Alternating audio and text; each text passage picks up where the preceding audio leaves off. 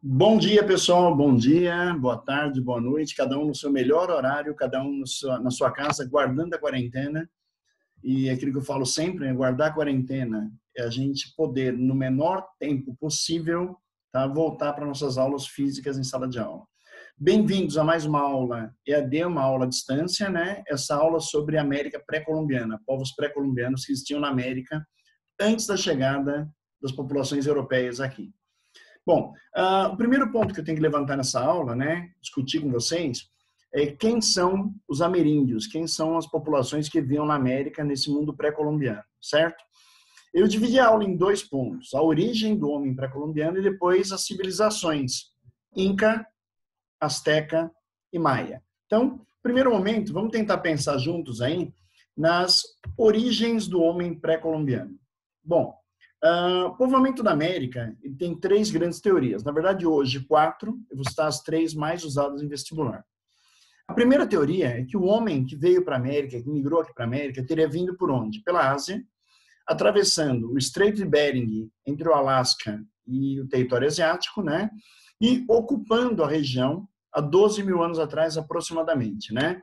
Essa teoria leva em consideração o quê? A saída da Ásia, a transferência do homem pelas ilhas Aleutas, no Estreito de Bering, a chegada ao Alasca e depois o esparramar desse homem pelo território americano, certo? Teoria mais utilizável, teoria mais provável que a gente tem aí. A segunda teoria é a teoria malaio-polinésia. Esse homem também teria migrado da Ásia há 12.500 anos aproximadamente e atravessado aqui o Oceano Pacífico, pela região malaio-polinésia. É uma teoria provável também, a segunda grande teoria sobre o povoamento da América, né? É uma teoria que nós utilizamos também. Lembrando que a mais provável é a teoria asiática, a teoria do Estreito de Bering, ok? Bom, a terceira teoria é a teoria do autoctonismo. O que é isso? O homem viveu, evoluiu, né? E não houve uma migração. Na verdade, o homem evoluiu na própria América. Essa teoria ainda não é acatada e não é aceita, ela é muito estudada. Alguns arqueólogos, alguns antropólogos tentam provar que houve uma evolução aqui na América, mas ainda não é consistente, né, a prova dessa teoria. Então, nós usamos a primeira teoria, que é a teoria asiática, Estreito de Bering, a segunda teoria, malaio-polinésia, a passagem pelo Pacífico, e deixamos, né, ainda para um estudo mais aprofundado, a teoria do autoctonismo, que esse homem teria nascido e evoluído aqui, certo? Bom, pelo mapa você observa aqui qual seria a lógica das duas teorias mais usadas, né? A primeira, que o homem saiu, evoluiu nessa região, nós chamamos de crescente fértil do Oriente, né? Aqui, esparramou pela Europa e Ásia, atravessou a região de Bering, entre Ásia e Alasca, ocupando o território americano aqui embaixo. A outra teoria, esse homem teria também saído da Ásia, descido em direção à Oceania, Polinésia, e chegado na América através do quê? Da migração entre a região asiática e a região americana aqui, certo? Duas teorias prováveis ali. Bom, a mesma imagem nós observamos aqui, ó, saída da Ásia, ocupação do território americano a partir do Alasca e ocupação de toda a América. E as migrações à região Malásia-Polinésia que nós vimos aqui, certo? Bom, nós temos alguns sítios arqueológicos muito importantes para a gente analisar, né? Desde a região mais fria, próxima ao Alasca aqui, até a região mais próxima à região da Argentina, que é El Seibo, né? Aqui embaixo. E sítios arqueológicos importantes para nós em Minas Gerais, ou nas Minas Gerais, que é o mais correto, Lagoa Santa, né? Alice Boeira em São Paulo, Toca do Sítio no Piauí e Boqueirão da Pedra Furada no Piauí também. Bom, isso comprova que o homem pré-histórico migrou, se esparramou, né? Tomou conta da América nesse período inicial de ocupação ali. Bom, podemos, de alguma maneira, observar as sociedades que apareceram aqui, de uma certa maneira, para que a gente possa entender o que Morgan estabeleceu. Bom, Morgan é um europeu, ele tem uma visão eurocentrista da ocupação da América e da colonização posterior da América ali. Ele fala que a sociedade americana se dividia em três grandes grupos: um grupo de índios civilizados, um grupo de índios bárbaros, um grupo de índios selvagens. Se a gente fosse dividir esse índio civilizado, mais próximo, mais parecido com o europeu, seria o mundo Inca, Azteca e Maia. Os índios da barbárie, num grau de evolução um pouco menor, mas não considerados civilizados por Morgan, né, na sua visão eurocentrista, seriam os índios norte-americanos, os Sioux, Apaches, Comanches, né, índios da América do Norte. E o mais longe, o mais distanciado, né, da aparência europeia seria o índio selvagem. E aí você encontraria os índios da América Central e América do Sul. E aí você poderia colocar aqui no Brasil os tapuias, os tupis, guaranis, tupinambás, tupiniquins, gês, anauraques, né? Índios que existem aqui no Brasil.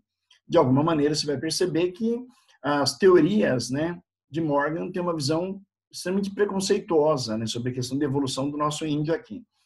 Para nós, historiadores, os índios formam civilizações em diferentes graus de desenvolvimento. Para o Morgan, na sua visão eurocêntrica, ele coloca o quê? O índio como elemento que tem graus diferentes de civilização baseado no quê? Na observação do elemento europeu. Ou seja, a partir de mim eu determino se o cara é igual a mim, parecido comigo, ou inferior a mim. Se ele é selvagem, bárbaro ou civilizado.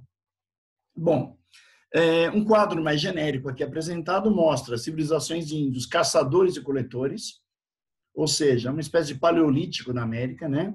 Onde você tem o Brasil, as Antilhas, o Caribe, a Patagônia, aqui no extremo sul da América do Sul, e a América do Norte. E temos índios, civilizações agrárias, com alto grau de desenvolvimento.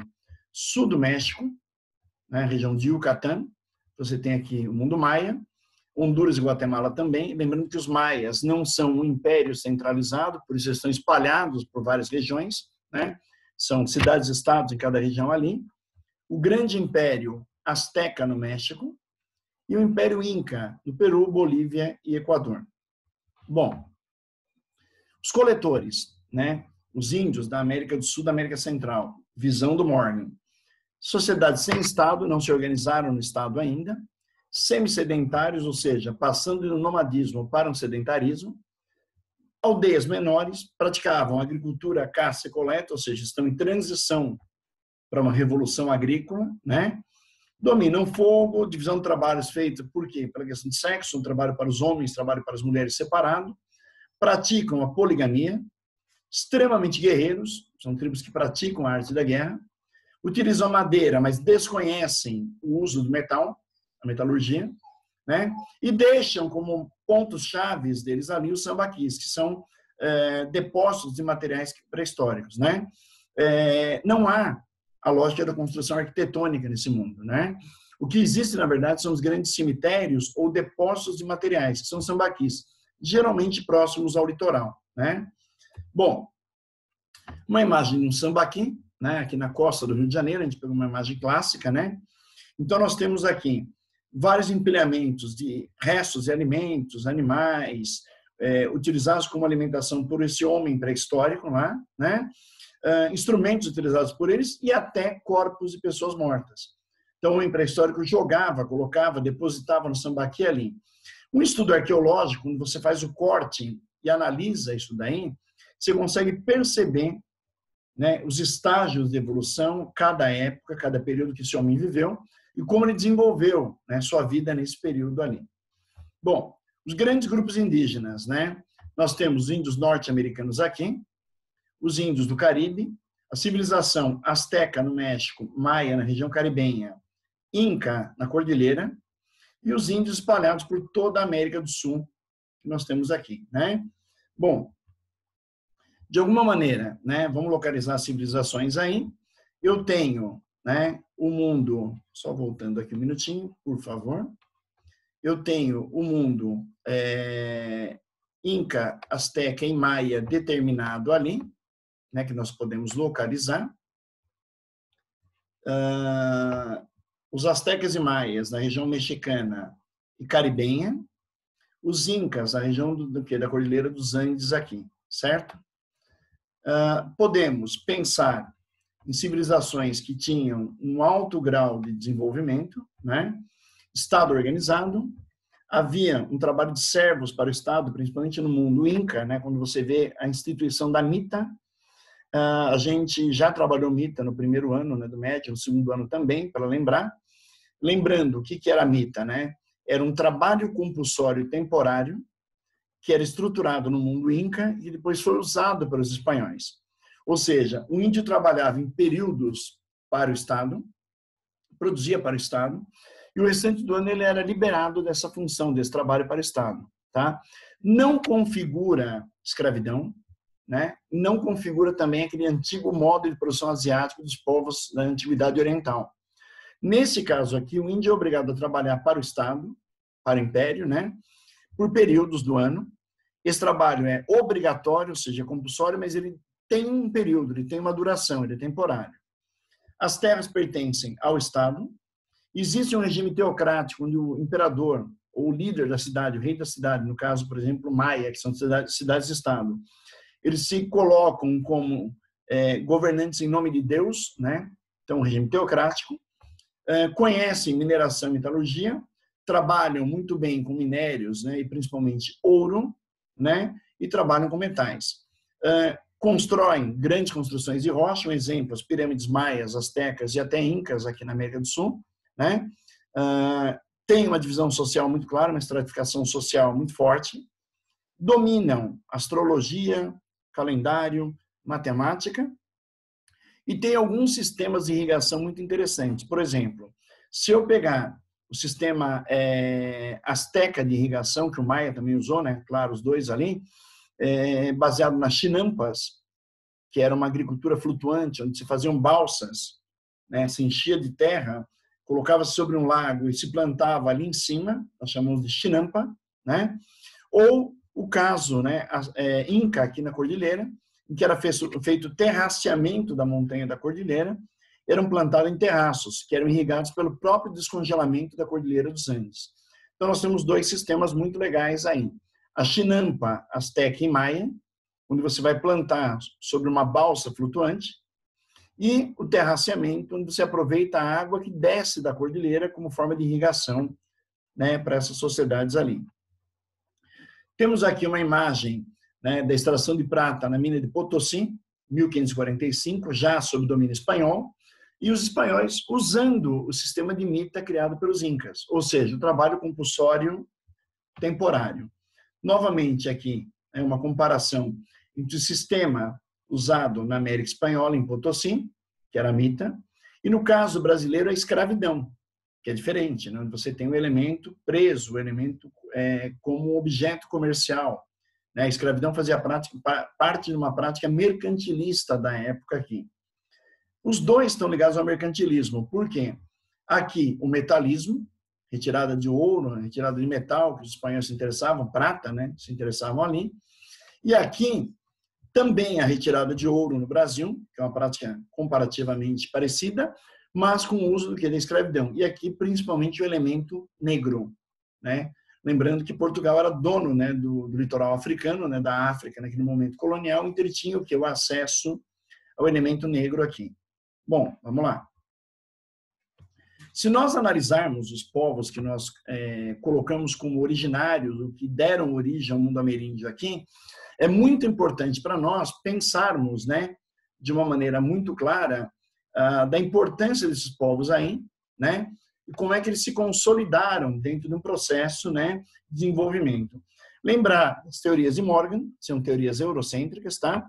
Colocando o elemento indígena em 3 graus, selvageria, barbárie ou civilização. Lembrando o uso da mão de obra indígena com a mita, o trabalho compulsório temporário, né, usado pelos incas ali, depois aproveitado pelos espanhóis, e lembrando as formas de agricultura, desenvolvimento que eles tiveram ali. Né, as chinampas no mundo asteca e maia, agricultura flutuante, né, e o terraceamento no mundo inca, que vai dar o quê? Uma lógica desse mundo inca ter, né, de alguma maneira, aquela estrutura de aproveitar a água da própria Cordilheira dos Andes. Legal? Bom, daqui a pouquinho, a segunda aula sobre astecas, maias e incas, para a gente consolidar essa ideia de estruturas ameríndias na América antes da chegada europeia. Sempre lembrando, tá?